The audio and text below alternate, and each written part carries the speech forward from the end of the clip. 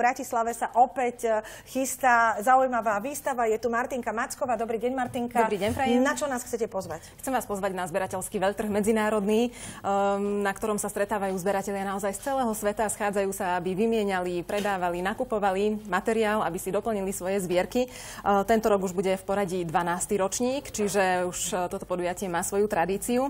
A bude tam takmer až 200 vystavovateľov z 18 krajín, čiže naozaj to bude podujatie, na ktorom, ak zbierate, ak patríte medzi vášnivých zberateľov, si určite nájdete to svoje. Ja sa hneď prichytím pri tom, že čo všetko môžem prezentovať na burze, o akom zbieraní rozprávame. Rozprávame napríklad o servítkach, alebo o odznakoch, o nožíkoch, o manželoch. A aké zbierky tam vlastne teda budú? O milencoch napríklad. Milencov, to mi ani nenapadlo. Iste sa dajú zbierať aj takéto veci a majú nepochybne pre svojich zberateľov veľkú hodnotu, subjektívnu, ale na zberateľskom veľtrhu, na výstavisku sú to skôr veci, ktoré sú také cennejšie. Či už sú to známky poštové, či už sú to mince, medaily, starožitnosti, môžeme aj vidieť teraz na fotografiách z minulého ročníka, presne tak, odznaky. Čiže sú to veci, ktoré už majú nejakú svoju hodnotu. Tento rok tam budú aj unikáty, napríklad vatikánske mince. Tie sú veľmi zaujímavé tým, že ich je veľmi málo, pretože je dovolené iba v limitovanom počte ich emitovať. A áno, to sú napríklad telefóny. Toto je telefón, áno. Dobre, áno.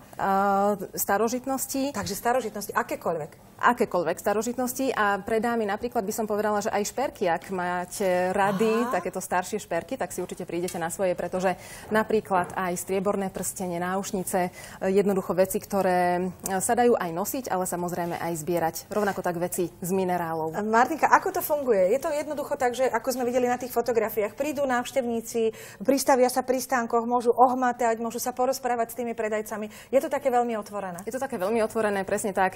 Každý môže prekonzultovať s predajcami, s vystavovateľmi všetko, čo ho zaujíma. Rovnako tam budú prítomní aj odborníci. Ak máte nejaké zbierky známok alebo mincí, tak si ich môžete nechať ohodnotiť napríklad, aby ste vedeli, že čo to máte doma. Ak ste našli napríklad na povale nejaké mince, tak prinesiete, uvidíte. To je zaujímavé, že naozaj je tam aj poradenstvo, že skutočne ak sme prišli k nejakej starožitnosti alebo sme niečo našli čokoľvek, teda samozrejme tokoľvek, čo sa bude objavovať práve na spomínanej burze. Dobre, ešte sa opýtam, či sú tam aj nejaké sprievodné programy, či tam niečo také je. Mám teraz na mysli, že sa z toho môže stať, má byť nádherne počas víkendu aj možno taký rodinný výlet, takže je tam postarané asi o celú rodinu. Samozrejme, pre zberateľov rôzne prednášky o tom, ako zbierať, čo všetko sa dá zbierať, ale máme aj program pre deti, pre malých zberateľov, kedy si každé dieťa malo svoj školský album, nie školský, ale album.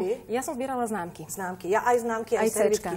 Sestre som ich brala servítky, lebo ona mala lepšiu zbierku. Dnes už to tak nie je, ale samozrejme je dobré, ak aj zberatelia rodičia, starí rodičia vedú k tejto činnosti svoje deti. A pre deti je nachystaný aj program. Napríklad Slovenská pošta chystá prezentáciu Poštového múzea, rovnako aj expozíciu, ako vyzerala pošta dedinská v 60. a 70. rokoch minulého storočia.